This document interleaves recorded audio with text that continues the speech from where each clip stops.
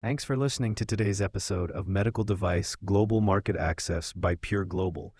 Today, we're tackling a frequently asked question that can be a point of confusion for companies looking to export their medical devices. Who is actually eligible to apply for a Certificate of Free Sale, or FSC?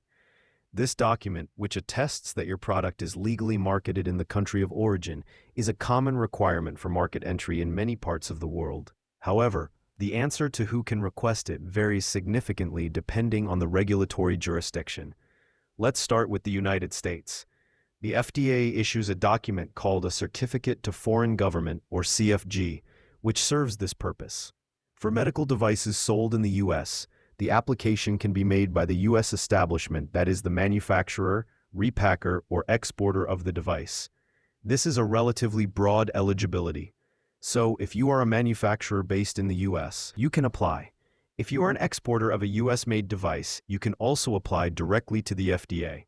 The process is managed through the FDA's CDRH Export Certification Application and Tracking System, known as CECATS.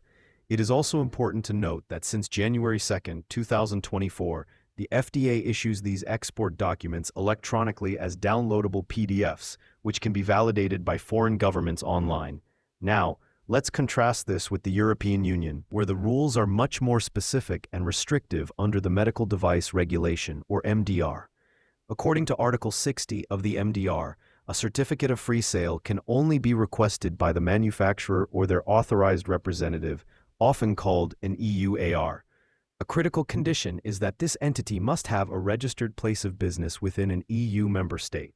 This means that distributors, importers, and manufacturers located outside of the EU are not eligible to apply for an FSC from a European competent authority. This distinction is crucial.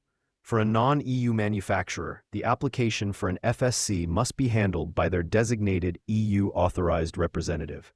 The EUAR acts on the manufacturer's behalf to secure the certificate from the competent authority in the member state where the EUAR is registered. The certificate confirms the device is CE marked and can be legally placed on the union market.